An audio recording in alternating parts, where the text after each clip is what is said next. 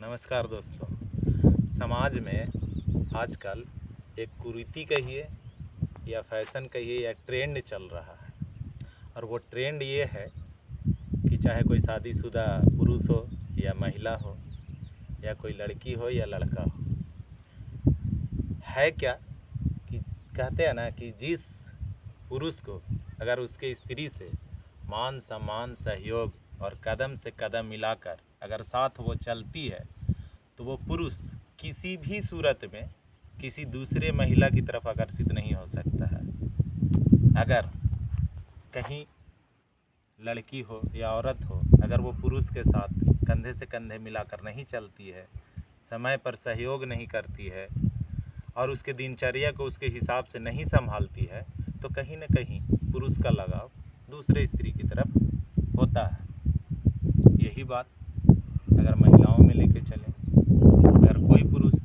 अपनी पत्नी को, अपनी गर्लफ्रेंड को मान सम्मान, इज्जत, प्रतिष्ठा और उसके मन मुताबिक नहीं चलता है, तो पत्नी भी, चाहे वो किसी की बेटी हो, स्त्री हो, उसका भी जो झुकाव है किसी गैर मर्द के साथ होता है। आजकल हमारे समाज में ऐसे बहुत सी कहानियाँ देखने को मिलती है, सुनने को मिलती है कि फलाने की बीवी भाग गई, बहन भाग गई, बेटी भाग गई। तो इन सब में एक परिवार का प्यार का कमी है और साथ साथ उनके व्यवहार और विचार की भी कमी है, क्योंकि वो अपने परिवार के सदस्यों पे अंकुश लगाकर नहीं रखते। कौन कहाँ जा रहा है, क्या कर रहा है,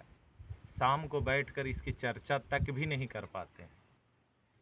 जिससे क्या होता है कि परिवार के सदस्य एक दूसरे से बिखर जाते हैं और कौन क्या कर रहा है इससे किसी का कोई लेना देना नहीं रहता है। अगर अपने समाज को बचाना है,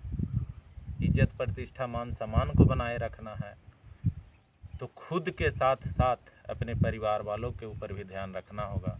उनके मान सम्मान का ख्याल रखना होगा, बहन बेटियों की इज्जत का ख्याल रखना होगा कि किसके साथ क्या हो रहा है। अगर मेरे घर बहू है, बेटी है, तो उसके मान सम्मान को अपने से ज़्यादा ख्याल रखना होगा, ताकि उसे इस बात का एहसास ना हो कि हमारे घर के गार्जियन हमें ये चीज़ नहीं उपलब्ध करवा रहे हैं, जिसके वजह से वो गलत कदम उठाए। एक महिला के नाते भी हम कहना चाहेंगे कि जो घर के महिलाएं हैं, बहन है, बेटी है, बीवी है, वो भी अपने परिवार को अगर अच्छे से ख्याल रखते हैं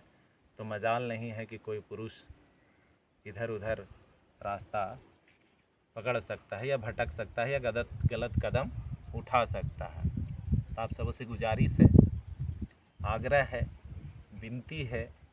कि आप अपने परिवार में एकता बनाए रखें, एक दूसरे के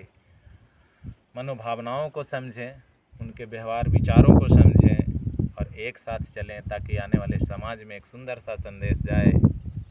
कि ना किसी की बहू भागे, ना किसी की बेटी भागे, ना किसी का मर्द किसी का गला काटे, ना किसी को कोई फांसी दे, सब मिलजुल कर रहें। इसी के साथ